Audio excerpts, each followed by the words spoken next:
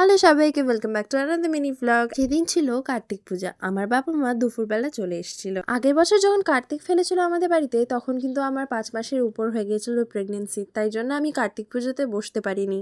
তবে এই বছর আমি আর আমার বড়মশাই দুজনেই পুজোতে বসবো, আর ভালো করে পুজোও দেওয়া হবে, হোম করে যজ্ঞ করে সব করে। তবে কার্তিক পুজো বলে কি শুধু কার্তিকই গিফট পাবে? আমার মেয়েটা কি খালি খালি যাবে? না, আমার মেয়ের জন্যও কিন্তু আমার বাবা মা অনেক কিছু এনেছিল। টয় কার, বাবল গান, সোয়েটার, জ্যাকেট, প্যান্ট, টুপি, সক্স সব কিছু এনেছিল। আর এক সেট হ্যাঙ্কি আমি আমার মেয়ের জন্য আমার মাকে দিয়ে আনিয়েছিলাম, কারণ এই হ্যাঙ্কিগুলো দিয়ে সত্যি যদি নাক টাক পোছাই, এখন তো সর্দি লেগেছে, তাহলে ওর কষ্টটা কম হবে। ওর দাদু দিদা তো ওকে দেখার জন্য পাগলই হয়ে যায়, আর ওকে দেখতে পেলে তো একেবারে কি করবে না করবে খুঁজেই পায় না। দেখো কেমন করছে ওর দাদু, আর দিদাকে দেখো, ওকে জড়িয়ে ধরেই বসে আছে, ছাড়ছে আর না। আর এই দেখো ওপরে কিন্তু কার্তিক ঠাকুরকে বসানোও হয়ে গেছে, আর পুজোর গোছগাছ সব শুরুও হয়ে গেছে। খুব শিগগিরই আমি পার্ট 2 নিয়ে আসতে চলেছি। আজকের মতো এইটুকুনি।